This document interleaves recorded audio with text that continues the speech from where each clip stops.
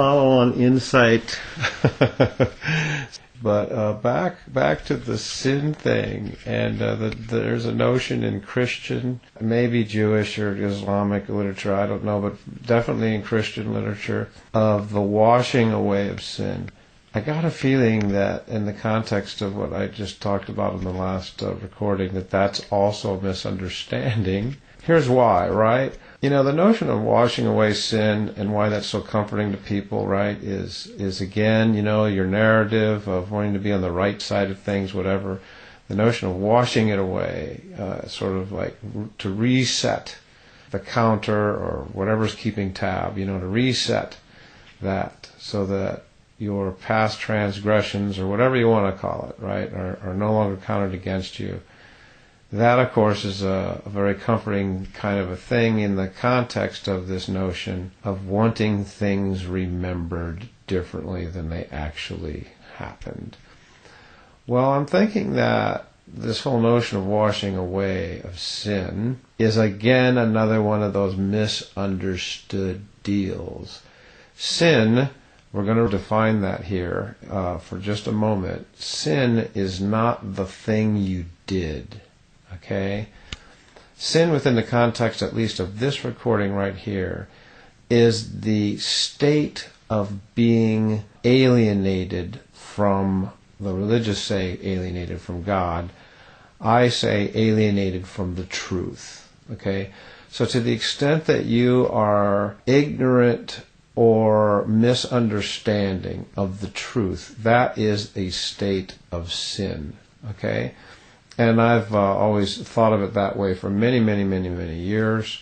It's not the act; it's the state of existence, right? So you've heard of this discussed in these terms by some religious person, of being in a state of sin. We talk about the things we do as sinful, but really what they are is the notion of being aware of the good or evil, right? Eating of the fruit of good or evil, whatever, of painting the narrative over our remembrance of things. That puts us in the state of alienation from the truth, or the state of sin.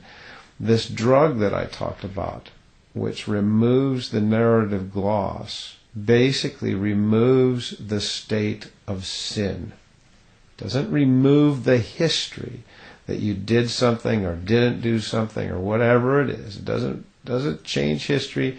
History is immutable and cannot be changed. It happened, and you ain't going back to change it. But your remembering of it, your interpretation of it, can be either more or less accurate, right?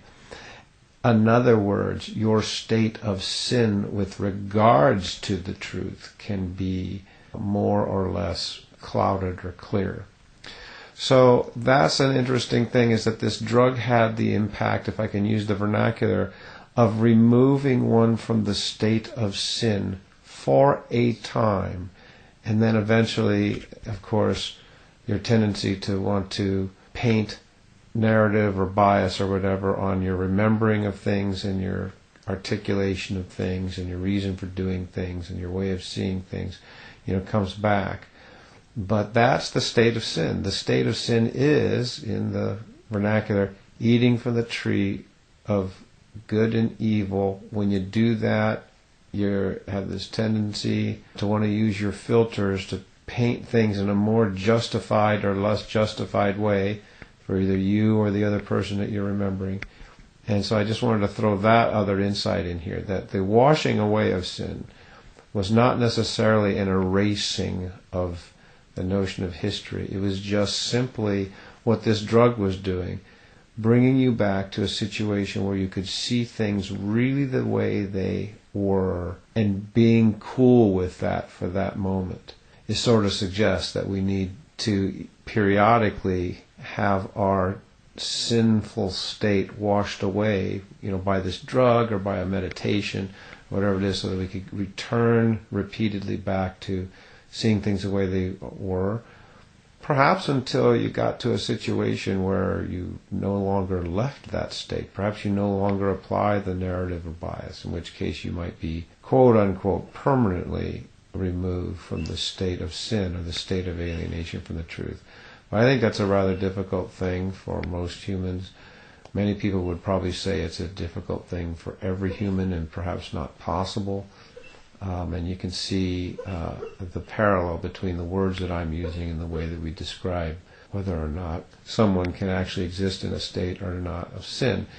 This will suggest, I'm not saying that Mary existed and Jesus existed, but if they did exist, it would suggest just what it was about these people that was so novel. When we say that they were no longer in a state of sin, what we mean is that they now are able to see things the way they are. They're not less human or more human than us. They simply are no longer painting bias. They're able to see things and discuss things, straight talk the way things are to themselves or whatever. They accept mistakes that they've made, then they move on. They accept that people make mistakes and move on. That's the whole notion of forgiveness, right? Forgiveness is not forgetting something, it's simply forgiving it, right? And also forgiveness doesn't mean that the thing or the person themselves isn't broken or bad. It just means that you're able to see things the way that they are. And so a lot of these notions get misunderstood through history, all by people who are eating from the tree of knowledge of good or evil, all by people who are painting their narrative bias over things so that they feel more or less justified in the things that they do and done.